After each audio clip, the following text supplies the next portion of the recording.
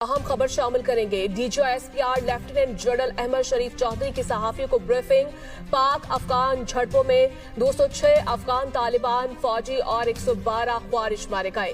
DGISPR के मुताबिक दहशतगर्दों से कभी बात नहीं होगी। अफगान तालिबान को पाकिस्तान का रिस्पॉन्स फौरी और मौसर था।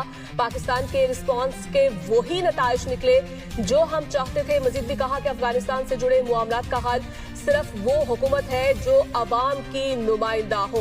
DGISPR की जानिब से वाज़ेह तौर पर दो टोक अपना मौक़िफ़ जो है वो अपनाया गया है। इसी पर मज़ीद बात कर लेते हैं। आदिल वराइच हमें ज्वाइन कर चुके हैं। आदिल, बताइएगा, दो टोक जो मौक़िफ़ है वो अपनाया गया है DGISPR की जानिब से, क्या कहेंगे आप?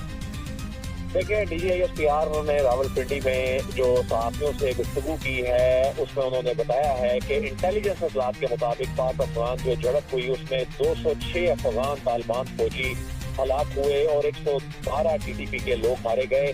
और उन्होंने कहा है कि ये जो सीज फायर है उस वक्त तक चलेगा जब तक अफगान सरजमीन से कोई दहशतगर्दाना हमला नहीं होता।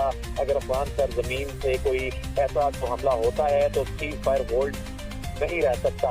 उन्होंने कहा कि जो अफगान तालिबान है उनके साथ दोहा में और इस्तांबुल में होने वाली जो बातचीत थी उसमें उनके सामने तमाम सबूत जो है उनके सामने रखे और उन्होंने तस्लीम भी किया कि वहाँ से दहशतगर्दी हो रही है। लेकिन उसके बाद टेलीफोन कॉल्स उनको जो आती थी तो जो मुसव्विदा तैयार होता था उस पे दस्तक से वो पीछे हट जाते थे।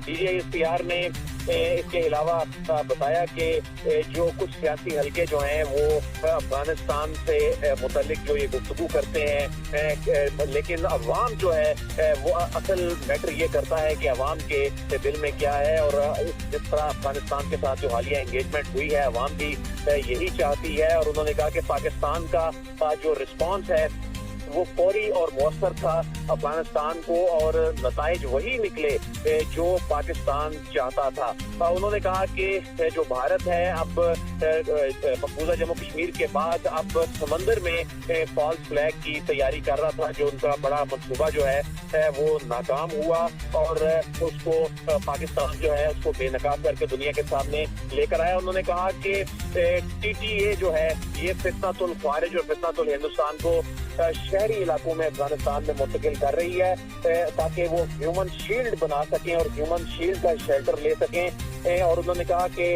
उन्हें ऐसे नहीं बचाया जा सकता। वो ये तासुर देने की कोशिश कर रहे हैं कि पाकिस्तान जब भी कार्रवाई करेगा तो वो ये कह सकें कि पाकिस्तान जो है वो शहरी इलाकों में कार्रवाई कर रहा है, लेकिन उनका ये हरबा कारगर नहीं होगा।